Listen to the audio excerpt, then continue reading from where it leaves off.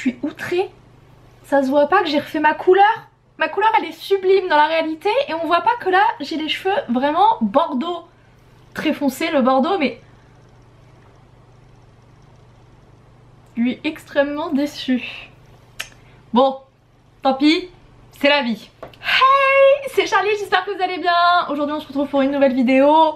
Début septembre, qui dit début septembre dit un petit bilan de l'année. Moi je fais en gros 2 bilans dans mon année, janvier-septembre, parce que je trouve que les périodes sont propices à réfléchir à tout ce qui s'est passé. C'est le moment de faire un petit peu le bilan des 8 mois qui se sont écoulés. J'ai du mal à me dire qu'on est en septembre. Tout est passé beaucoup trop vite. Qu'est-ce qui s'est passé durant ces 8 premiers mois? Qu'est-ce que j'ai bien réussi? Qu'est-ce que j'ai merdé? Et finalement, quelles sont les pistes d'amélioration que je peux entreprendre? Janvier, ça a été la sortie d'Artemis et si vous ne le savez pas, Artemis est devenu mon best-seller, c'est ma meilleure vente de tout mon catalogue, ça a dépassé Bad Boy et Intello et ça de manière extrêmement rapide. Derrière Artemis a suivi quelques autres romans, notamment le tome 4 des Arcanes, Lune et Serpent, qui n'ont pas été honnêtement des énormes succès. Alors pour un tome 4 je suis pas vraiment étonnée. Lune et Serpent j'étais un peu deg, je vais pas vous le cacher, parce que j'en attendais beaucoup aussi et parce que c'est une de mes histoires préférées que j'ai aimé écrire et vous partager. Mais bon, c'est la vie. Au-delà de ça, après derrière j'ai sorti le tome 1 de Misty en juin, le tome 2 d'Artemis en juillet et en août j'ai sorti le tome 4 d'Honora. Cette année clairement c'est en termes financiers, en termes de CA, donc le CA c'est tout ce que vous faites rentrer dans la boîte. Le bénéfice c'est quand vous enlevez toutes les charges et ce qui vous reste réellement à la fin. Donc en termes de CA, ça va être ma meilleure année, c'est déjà en août ma meilleure année et rassurante puisque l'année dernière n'avait pas été vraiment grandiose, mais c'est vrai que l'année dernière n'avait pas été une excellente année pour moi. Ça avait été du coup beaucoup de changements et de choses aussi à process, à comprendre sur moi-même, sur mon rythme, etc. Ça n'avait pas été évident comme année, mais comme quoi le bilan a été nécessaire à payer, c'est que cette année a été extrêmement différente. Je vais pas vous le cacher, là actuellement au moment où je filme, c'est ma 2e semaine que je prends pour, bonjour Stram, pour corriger et faire la com de Azuna, donc qui est mon héroïne qui sort en octobre. Habituellement je prends qu'une seule semaine de correction, com, etc. Et après j'enchaîne directement avec mon autre sortie, enfin celle d'après, donc là ça aurait été Misty. Là j'ai décalé d'1 semaine parce que je me sentais extrêmement fatiguée. J'ai quand même globalement pris beaucoup plus de vacances que l'année dernière, mais j'ai aussi cette impression que je me fatigue beaucoup plus vite également. Alors là c'est quand même à modérer parce que j'ai encore changé mon rythme d'écriture, donc mes journées quand j'écris sont plus fatigante qu'avant parce que j'ai rajouté des mots et un certain nombre de mots. J'ai quand même rajouté 2000 mots dans la journée, ce qui est énorme. Et à savoir aussi que j'ai pris une semaine en août et je suis allée à droite à gauche. C'était pas du tout des vacances très reposantes.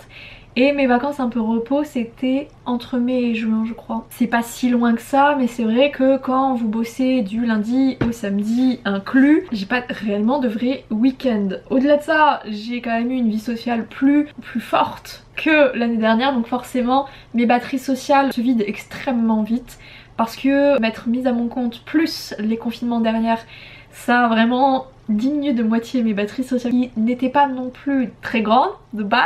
Donc c'est vrai que je me suis sentie très fatiguée et comme j'ai de l'avance, j'ai pu me permettre de me dire ok c'est quoi là la correction, vaut mieux que tu passes un peu plus de temps et que tu la bosses à fond, que tu sois aussi satisfaite de toi. Et comme ça après on passe et on repart sur des bonnes bases pour Misty parce que Misty, le tome 1 avait été compliqué à écrire et je sais pas, je sens que ce tome 2 va être tout aussi difficile. Quand le texte c'est un peu plus flou, ça demande aussi plus d'énergie parce que derrière ton cerveau en off, c'est-à-dire quand tu n'écris pas, il est quand même en train de tourner et de trouver des idées. J'ai profité de prendre du temps pour moi et ça vraiment c'est quelque chose qui est propre à cette année, c'est de me dire ok, genre là je me suis pris samedi dimanche parce que j'étais éclatée et que je sentais bien aussi que la semaine dernière j'étais pas aussi efficace que j'aurais pu l'être parce que j'étais tellement fatiguée qu'en fait je me traînais comme un espèce de vieux boulet ma fatigue. C'est de me dire ok là tu vois bien t'es un espèce de vieux déchet, prends-toi un vrai week-end et accepte que ton planning bouge. C'est encore quelque chose de très difficile pour moi et d'ailleurs cet été a été très challengeant pour ça parce que j'aurais voulu faire plus et j'étais fatiguée et en même temps c'était l'été, tout le monde était un peu en vacances ou à droite à gauche et moi aussi j'avais envie d'être sur cette énergie là. Il y a eu tout ce truc de j'écris moins, j'accepte déjà de base dans mon planning, j'étais en mode on va moins bosser mais j'ai quand même dû décaler, là je redécale encore. C'est quelque chose pour la maniaque du contrôle qui est en moi, même en ayant de l'avance, qui est extrêmement angoissant. Et ça c'est un truc que je commence à faire et aussi à me dire, il n'y a pas mort d'homme, hein, tu sauves pas des vies, tu écris des bouquins, donc on va se calmer la nouille. Hein, on va pas repartir sur ces mauvaises habitudes de base parce que on est épuisé. Donc ça c'est vrai que c'est un truc où je suis quand même très fière de moi, c'est que j'ai pris de l'avance, je peux me permettre d'avoir un petit peu moins d'avance aussi pour me reposer et ça je trouve que c'était absolument pas gagné et je suis très fière de moi. Du coup de manière aussi financière ça va beaucoup mieux parce que bah, évidemment quand vous commencez à vous projeter, à vous dire ok j'ai de l'argent, là j'ai enfin, ça y est signé les gars, j'ai une mutuelle. Ça faisait depuis 3 ans que j'en avais plus. Ouais, très contente d'avoir de nouveau une mutuelle. J'ai pris rendez-vous voilà avec ça, j'en ai profité pour faire une prévoyance si jamais il m'arrive une maladie longue ou juste je reste je sais pas pendant 6 mois, j'ai un souci au niveau de ma santé, je ne peux plus travailler. Là j'ai une prévoyance qui derrière va combler ce que la sécu ne me donne pas. Parce que généralement ils prennent votre chiffre d'affaires et ils le divisent par 2. Je pense que la prévoyance, écoutez au pire c'est de l'argent jeté par les fenêtres mais c'est comme une assurance voiture, hein. Ça ne sert pas et ça fait chier jusqu'à ce qu'il t'arrive une merde et que là tu sois bien contente de l'avoir. Donc j'ai pris du coup une mutuelle et une prévoyance parce que financièrement aussi c'est mieux et c'est vrai que c'est des choses où qui sont quand même rassurantes pour la grande anxieuse que je suis en me disant ok si j'ai une merde je ne suis pas toute seule, il y a un organisme derrière qui peut aussi m'aider. Donc là je suis suivie par une conseillère qui est vraiment très chouette aussi, qui répond très vite, qui est à distance donc pas de rendez-vous en physique, ce genre de choses. Moi ça m'arrange. À côté de ça, et c'est grâce à l'assistante que j'ai prise, qui a un contact en fait pour une conseillère donc mutuelle, prévoyance, retraite etc. Donc j'ai fait, je peux pas dire l'acquisition c'est dégueulasse, j'ai fait appel à une assistante qui n'a comme cliente que des autrices parce qu'elle a que des femmes, donc elle n'a que des autrices et c'est vrai que j'en avais entendu parler chez Anna Briac et chez Ninon Irish ou Iris, je sais jamais comment ça se prononce, si c'est à l'anglaise, à l'américaine ou à la française, H, qui ont fait appel à elle notamment pour la partie téléchargement illégaux. Je sais que je pourrais m'en occuper, hein, honnêtement, mais l'administratif ça me saoule, je n'ai pas envie de gérer ça, je n'ai pas envie de m'en occuper. Comme j'ai aussi plus de moyens, je peux me permettre de me dire ok j'attribue X somme par mois pour ce but là et donc j'en ai quand même beaucoup des livres. À la base je savais pas du tout combien ça allait me coûter, moi je me suis dit j'ai plus de 35 bouquins dans le catalogue, ça va coûter un pognon fou, donc moi je m'étais dit pas grave au pire les anciens ils tournent plus tant que ça, bon on va surtout s'occuper du multiverse. Je lui ai dit aussi que j'avais un bouquin par mois, donc le but aussi c'est de lui envoyer les dates de sortie, comme ça je lui dis ok donc là ce jour là on a jour de sortie, en fait la veille elle check pour vérifier s'il n'y a pas déjà des liens et le jour même elle check pour enlever le maximum de liens. Donc ça aussi ça coûte de l'argent mais l'avantage c'est que Déborah, c'est le nom de cette assistante, Déborah a l'habitude de faire appel à des autrices et qu'elle m'a déjà dit écoute si des fois t'as du mal à te mettre un coup de pied au cul, tu m'envoies un message et moi je le ferai pour toi, je te dirai écoute là c'est le moment, voir carrément si c'est possible, je m'en occupe pour toi, donc évidemment soumis à un retour financier, hein, évidemment elle travaille pas non plus gratuitement, mais c'est vrai que là je me dis ok s'il y a vraiment un truc qui me gêne financièrement je peux me permettre d'allouer certaines sommes pour qu'elle puisse m'aider tout simplement. Financièrement, de pouvoir déléguer cette partie là, donc là c'est pour le téléchargement illégal mais il y a possibilité que dans le futur j'ai des besoins qui apparaissent et donc qu'elle puisse m'aider.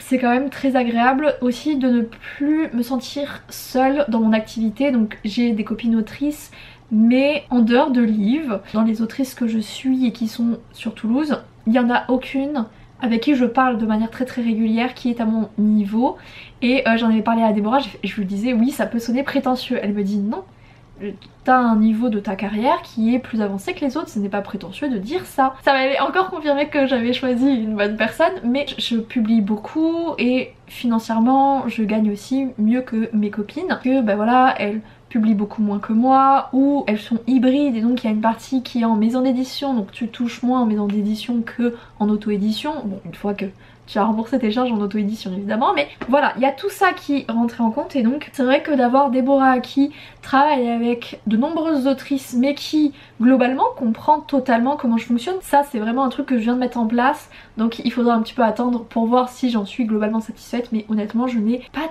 très peur des tableaux de suivi pour savoir les liens qu'elle a fait sauter, pour savoir comment ça se passe, les relances pour certains sites etc. Enfin, elle est très carrée, elle est très pro, moi c'est des choses qui me rassurent énormément. C'est quand même vachement chouette d'avoir de l'argent, de faire appel à des gens qui t'enlèvent aussi des épines, des sacrées épines du pied. Et là c'est ce qui s'est passé, c'est agréable d'avoir un petit peu plus de moyens pour me permettre de faire appel à des prestataires de qualité. Pour l'instant elle m'a dit, là on est parti sur un premier devis, elle risque d'augmenter ses tarifs, donc j'ai de la chance, c'est que j'ai profité encore du tarif d'avant. Au vu de mon catalogue je m'attendais à payer beaucoup plus, donc je suis ravie. Donc ça c'est globalement tout ce que j'ai réussi. Qu'est-ce que j'ai merdé? Parce qu'évidemment il y a des trucs que j'ai merdé. Alors début d'année, moi très heureuse, sur Notion je fais un espèce de calendrier avec tous les contenus que je fais et les stats. Le calendrier n'est plus à jour depuis mars. On est en septembre, je sais pas si vous vous rendez compte. Et autant ce serait assez rapide sur YouTube et Insta parce que je publie pas tant de contenu que ça, mais TikTok, il y en a un par jour. Attends, ça fait 5 mois, 3 x 5, j'ai peut-être 150 TikTok qui... Oh la vache, fallait pas que je parle comme ça, c'est horrible. Oh là, ouais. Bref, j'ai du retard et en fait le truc c'est que je sais que j'ai du retard, je sais qu'il faut que je m'y mette et ça va me prendre du temps, donc qu'est-ce que je fais? Je procrastine. Donc un mois après l'autre, effet boule de neige. Là je pense que clairement il faudrait qu'une semaine je me dise bon, chaque jour tu t'occupes d'un mois et t'arrives à rattraper ton retard. Là honnêtement je pense que septembre ça va pas être le cas parce que le deuxième autre point que j'ai merdé, j'ai quand même globalement réussi à rattraper pas mal de mon retard sur les fiches personnages de mon multivers. 16 jours sur Misty, 16 jours sur Artemis. Azuna, j'y commence demain d'ailleurs. Lune et Serpent, c'est fait. Honora, c'est le dernier gros bloc à faire. J'ai fait le tome 1, j'ai fait le tome 4 du coup parce que... Non, j'ai même pas fait le tome 4. Enfin, j'ai fait le résumé par chapitre, mais j'ai pas fait les fiches perso parce que j'étais à la bourre. Donc j'ai totalement enquillé direct sur Azuna et du coup bah, j'ai les fiches perso d'Azuna à faire plus le tome 4 d'Honora. Les résumés par chapitre du tome 2 et 3 d'Honora plus les fiches perso du tome 2 d'Honora. Il y en avait beaucoup des personnages, là il me reste vraiment les personnages très secondaires donc ça irait assez vite de faire ça, toujours pas fait. Voilà, normalement j'aurais dû finir le multiverse, il devrait être à jour depuis juin. Va arriver septembre, je suis même pas sûre que en septembre ce soit enfin bouclé. Ça va vous?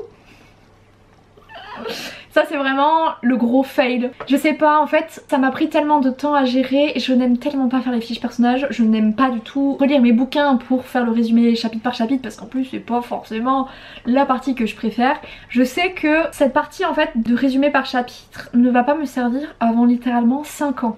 Donc si vous voulez, je me fais gagner un temps énorme dans 5 ans, vraiment je me remercierai très fort. Mais là honnêtement j'en ai un peu ras le cul. J'en ai fait beaucoup cette année en fait, depuis le début de l'année. Et c'est vrai que là ben, j'en ai un peu ras la casquette, pour ne rien vous cacher. Et c'est pour ça que je procrastine et ça m'énerve un petit peu parce que c'est des choses que j'aurais pu boucler avec un peu plus de discipline. Le truc c'est que quand t'es discipliné sur ta com, sur l'écriture, les bouquins que je publie là actuellement, je suis à jour sur chaque fiche perso et chaque résumé, donc honnêtement c'est aussi de la discipline à avoir à ces moments là. J'ai pas réussi à rajouter cette discipline supplémentaire sur Honora et il y a une part de moi qui a envie vraiment de se foutre des baffes et t'as l'autre qui est là en mode t'as quand même beaucoup de trucs à gérer. Enfin je veux dire c'est pas grave, ça arrivera à un autre moment. Le problème c'est que l'autre moment n'arrive pas parce que si je ne me mets pas ces moments là, ces moments n'arrivent jamais. Donc c'est compliqué, c'est là où je me rends compte que la discipline j'en ai beaucoup mais elle arrive aussi au bout d'un moment à son terme. Je sais pas ce que je peux faire pour améliorer ça, là il me faut vraiment d'autres pistes de réflexion. Il y a aussi d'autres trucs que je dois faire en même temps, c'est à dire que j'ai fait beaucoup de formations, vous savez j'achète des formations souvent dans des bundles. Ça c'est tout ce que j'ai fait à l'écrit, il faudrait que je le retape de manière numérique parce que ce serait plus simple. Donc il faudrait que je fasse ça aussi. Si tu veux j'ai des gros blocs, pareil j'ai des formations à faire, j'ai pas le temps de m'en occuper actuellement parce que comme j'ai amélioré mon rythme, je finis, je suis une grosse carpette à la fin de la semaine, je suis épuisée, j'ai pas envie. C'est compliqué. Là pareil je m'étais dit ouais peut-être cette année je vais reprendre une activité sportive ou j'ai des cours d'anglais dans ma ville. Ça va encore sauter. Et ça pareil, j'ai réussi à me dégager du temps libre, mais pas assez pour que je puisse faire sauter facilement une séance d'écriture le soir. C'est là où tu vois je me rends compte que l'équilibre vie pro, vie perso n'est pas encore atteint parce que je peux déléguer un tas de trucs. La partie écriture, ben fondamentalement il n'y a que moi qui la gère. Alors après derrière j'ai ma correctrice Cécile avec qui on bosse pour améliorer le texte, mais l'écrit c'est moi, c'est globalement moi, je ne peux pas déléguer cette partie là, je ne peux rien faire.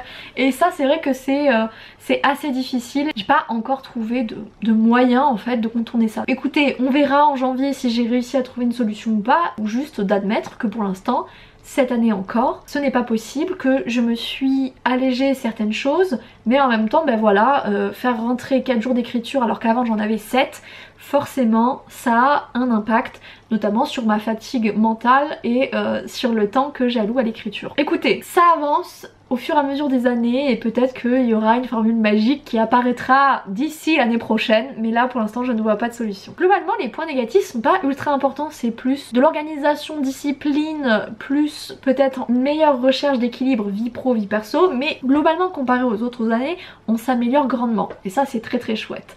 Donc j'espère que cette vidéo vous aura plu, aura pu vous aider aussi peut-être de vous lancer l'idée de faire un bilan de tout ce qui s'est passé cette année, de voir ce qu'on peut améliorer ou ce qu'on ne peut pas améliorer. Des fois je pense qu'il faut juste admettre que bah voilà, j'ai fait de la merde, voilà, et je sais que ça va un petit peu attendre parce que là c'est pas du tout ma priorité. Ça arrive et c'est pas grave. Faudrait honnêtement une semaine entière où je gère toutes ces à côté parce que c'est des petits trucs, des petites tâches qui mis bout à bout se rajoutent et sont énormes. Mais là pour l'instant je pense que ça attendra peut-être après Misty, avant la romance de Noël qui va me prendre une semaine à écrire, donc bon, on verra à ce moment là. En tout cas j'espère que cette vidéo vous aura plu. Moi je vais vous laisser là, je vous fais à tous et à toutes de gros bisous. Ciao ciao.